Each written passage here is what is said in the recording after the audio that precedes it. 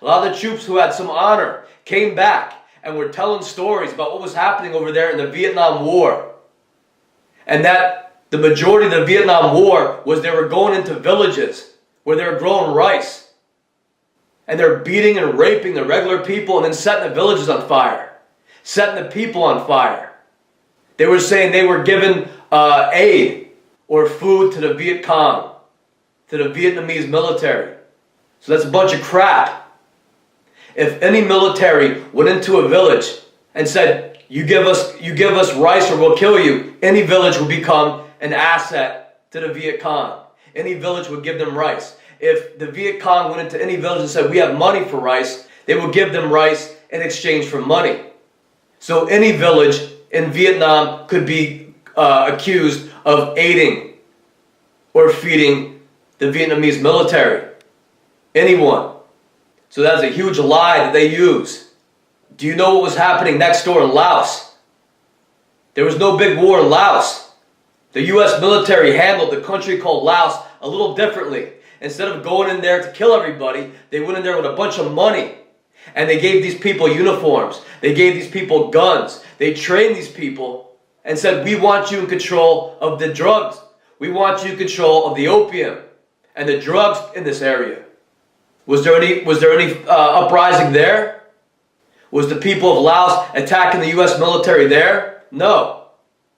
That's all it would take to invade Vietnam. You invade Vietnam with your checkbook and you give them all jobs. Here's money, you work for me now. How much money did they invest in the Vietnam War?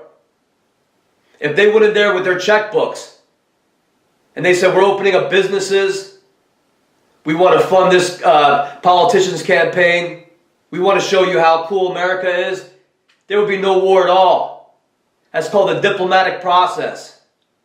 The reason they went into Vietnam and started attacking those villages is because that is what sadistic military orders like to do.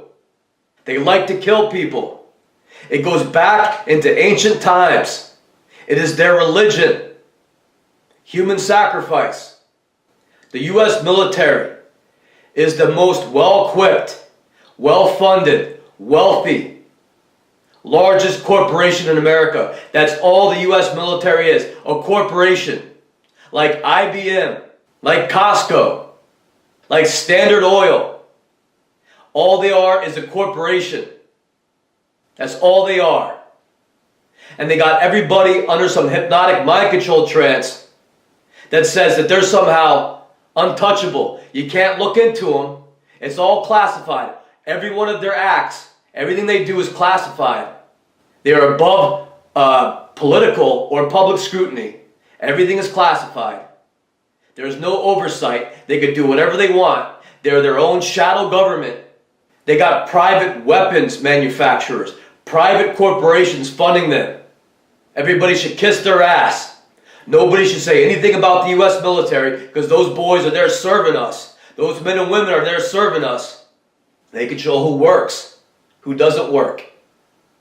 When people think that monopoly corporations are formed just because some rich guy wants to get richer, it's not true. It's all about control. It's all about forming a communist society. And in the communist society, the corporations have merged with the government and the military. Giant corporations, the military and the government are in control of society. And they say who gets to work, and they say who can't work. And those who can't work are kept down.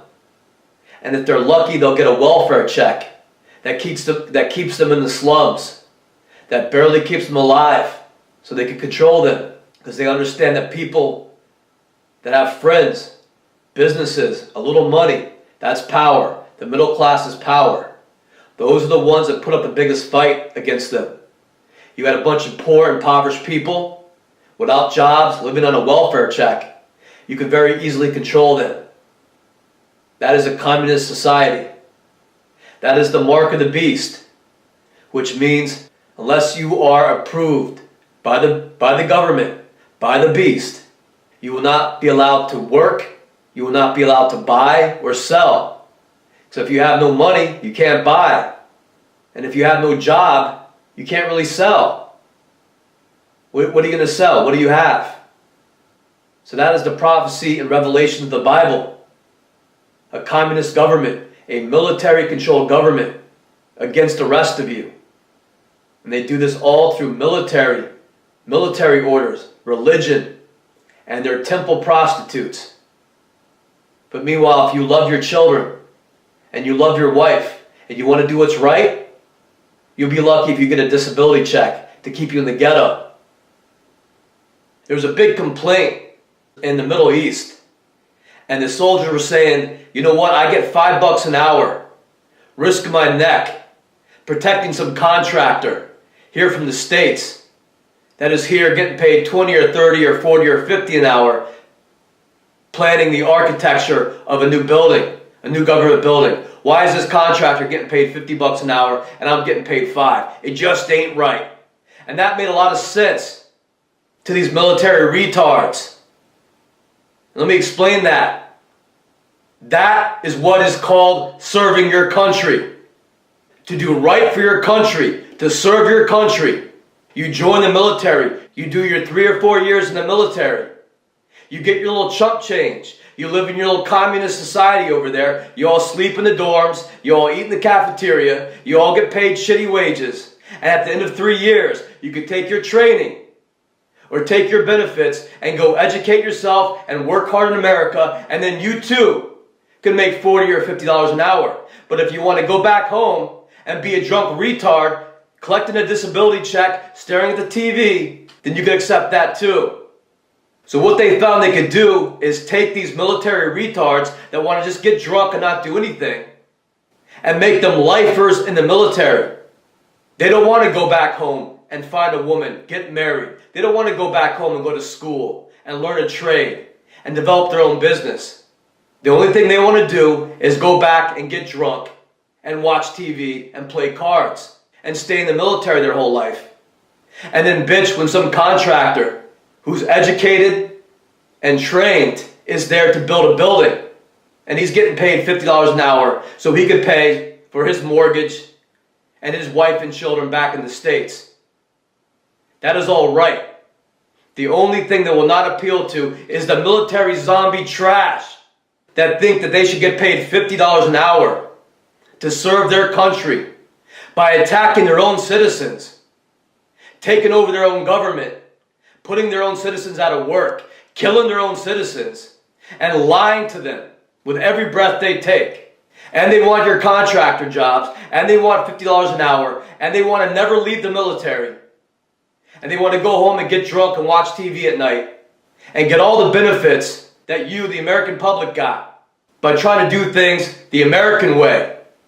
That's the sort of mentality by these egotistical worms in the U.S. military. Some contractor who's risking his life in a war zone to build a building for his country to make his $50 an hour to send back home to his kids. He's somehow in the wrong. That's the sort of attitude they want. All the money that you pay for taxes, and the only thing you hear about is how the military isn't getting enough. The huge amount of money that goes to the military through taxes is never enough. So they need to take investors on, weapons manufacturers, technology firms, that they just donate money and equipment to the military. So that's who's calling the shots for the military now. The military need to get their funding elsewhere. All the big corporations that make all their planes and all their weapons and all the technology is just basically given to the military. So who is the military really loyal to? Is it you, the taxpayer, with your chump change? Or is it these private corporations that are usually owned by foreign governments? So this is how your military has been taken over by foreign governments, and that is who they serve. Not you. They serve corporations from different countries. So the military has not been that hard to take over. They're one of the brightest guys in the military, especially those that want to stay as lifers, because it's just so great to go hang out in a dorm house for the rest of your life with a bunch of dudes. So here's a few pictures of the Red Cross invading the U.S. military. And the Red Cross is the Roman Catholic Church. They come in as a charity group affiliated with the hospitals, because you know the military, they need their hospitals. They're always blowing people and things and themselves up. So those hospitals that the Roman Catholic Church control come in very handy. And after you get done blowing yourselves and all your buddies up, you got to go to the hospitals, which are even more powerful than your military. So of course they're controlled by the Roman Catholic Church. So the Red Cross came in with donations for the military. But here's the Red Cross giving all the kids in the military snack cups. Come on, kiddies, line up for your snack cups. All the adults from the Roman Catholic Church have all you military kids a little snack prepared for free. Oh goody, oh boy, watch all the big bad military guys run and get in line for their snack cups. Their little fruit cups. Get in line for your Red Cross snack. It's snack time for you military kiddies. So that's what the Roman Catholic Church has found out long ago. You act like you're the good guys, you act like you're there for charity. Watch how quick the people give you control. And we could be a charity, we could donate to you snack cups, we could donate to you nurses and hospitals, and also we have a bunch of weapons manufacturers too. So we want you guys to blow you and yourselves in foreign countries up, and once you get done blowing yourselves up and blowing your legs off and blowing yourselves up, you come back to us for your snack cup and your hospital stay. The Roman Catholic Church got you coming and going.